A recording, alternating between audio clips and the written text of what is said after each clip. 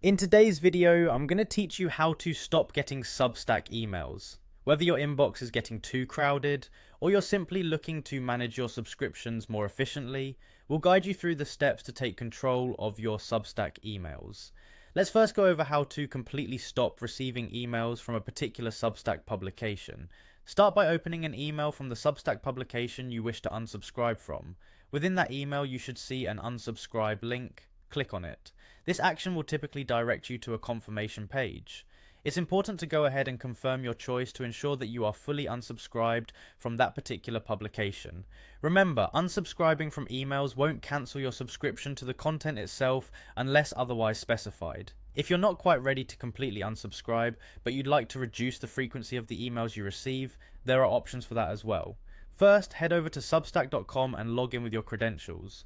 Once you're logged in, direct your attention to the top right corner of the screen where you'll see your profile icon.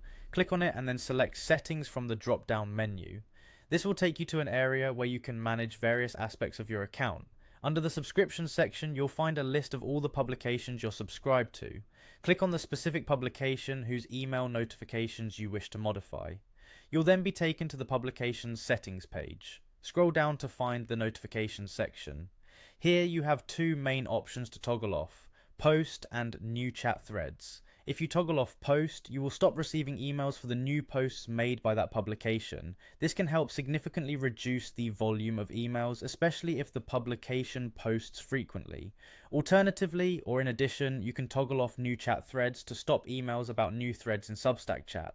These settings allow you to tailor your email notifications according to your preferences without fully unsubscribing from the content.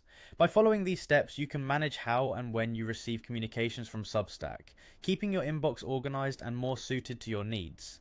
If later on you decide you missed the updates and want them back, you can easily follow these same steps to toggle the notifications back on. Thank you for watching and happy email managing.